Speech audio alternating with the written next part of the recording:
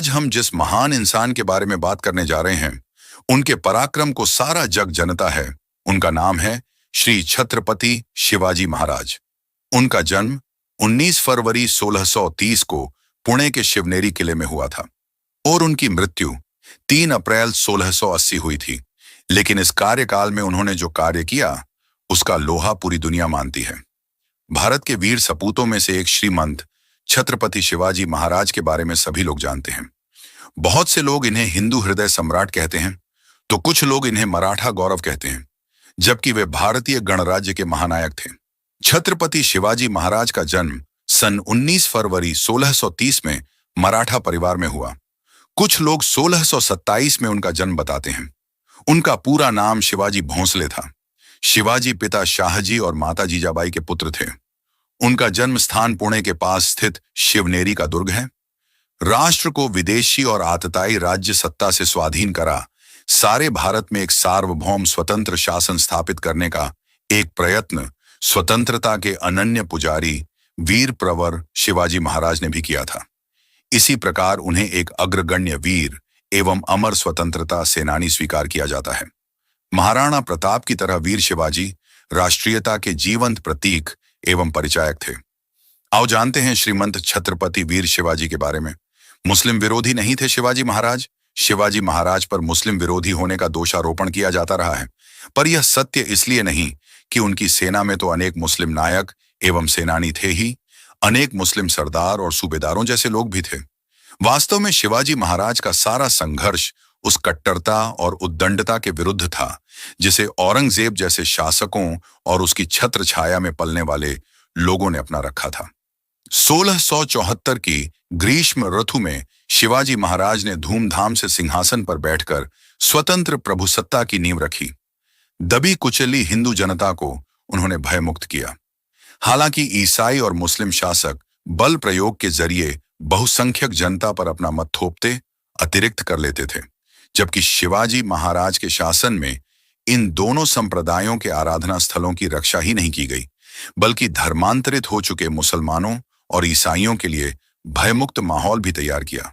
शिवाजी महाराज ने अपने 8 मंत्रियों की परिषद के जरिए उन्होंने 6 वर्ष तक शासन किया। उनकी प्रशासनिक सेवा में कई मुसलमान भी शामिल थे। धार्मिक संस्कारों का निर्माण उनका बचपन उनकी माता जिजाऊ के मार्गदर्शन में बीता। माता जीजाबाई धार्मिक स्वभाव वाली होते हुए भी गुण, स्वभाव और व्यवहार में वीरांगना नारी थी। इसी कारण उन्होंने बालक शिवा का पालन पोषण रामायण, महाभारत तथा अन्य भारतीय वीर आत्माओं की उज्जवल कहानियां सुना और शिक्षा देकर किया था। दादा कोंडदेव के संरक्षण में उन्हें सभी तरह की सामयिक युद्ध आदि विधाओं में भी निपुण बनाया था। धर्म, संस्कृति और राजनीति की भी उचित शिक्षा दिलवाई थी। उस युग में परम संत रामदेव के संपर्क में आने से शिवाजी महाराज पूर्णतया राष्ट्र प्रेमी, कर्तव्यपरायण एवं कर्मठ योद्धा बन गए। बचपन में खेल खेल में सीखा किला जीतना। बचपन में शिवाजी महाराज अपनी आयु के बालक इकट्ठे कर उनके नेता बनकर युद्ध करने और किले जीतने का खेल खेला करते थे।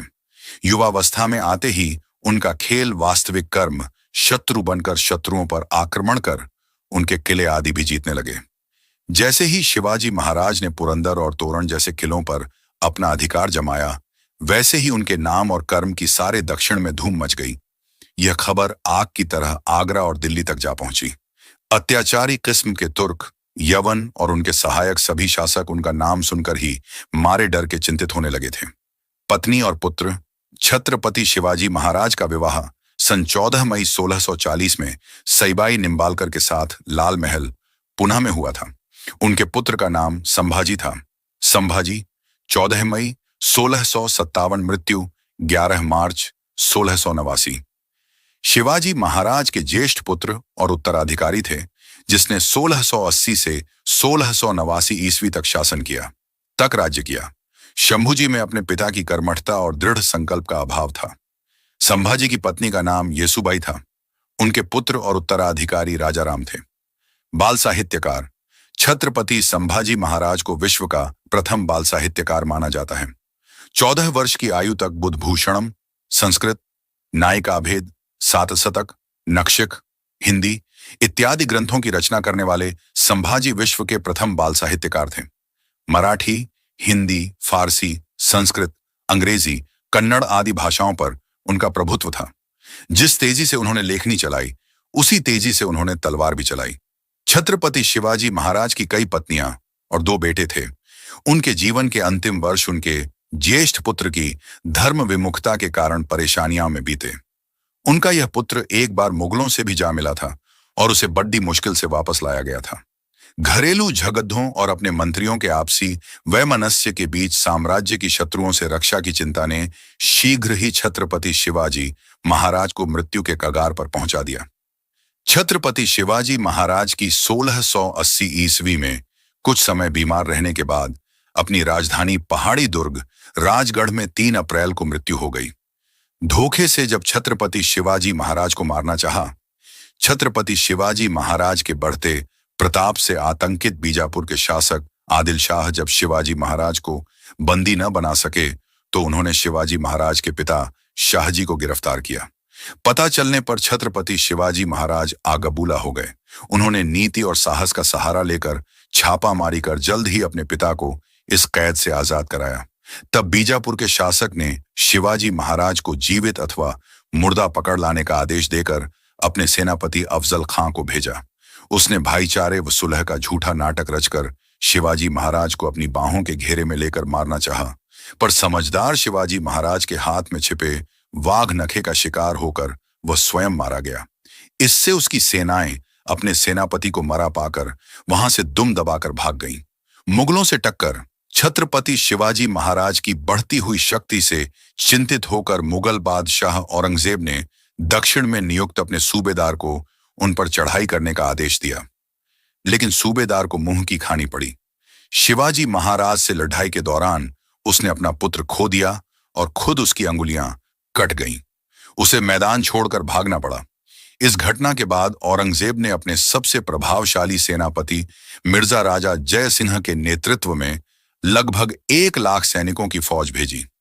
छत्रपति शिवाजी महाराज को कुचलने के लिए राजा जय सिंह ने बीजापुर के सुल्तान से संधि कर पुरंदर के किले को अधिकार में करने की अपने योजना के प्रथम चरण में 24 अप्रैल 1665 ईस्वी को व्रजगढ़ के किले पर अधिकार कर लिया। पुरंदर के किले की रक्षा करते हुए शिवाजी का अत्यंत वीर सेनानायक मुरारजी बाजी मारा गया। पुरंदर के किले को बचा पाने में अपने को असमर्थ जानकर छत्रपति शिवाजी महाराज ने महाराजा जय सिंह से संधि की पेशकश की। दोनों नेता संधि की शर्तों पर सहमत हो गए और 22 जून 1665 ईस्वी को पुरंदर की संधि संपन्न हुई। आगे की कहानी अगले भाग में। अपने वीडियो को लाइक और सब्सक्राइब नहीं किया है तो प्लीज कर लो।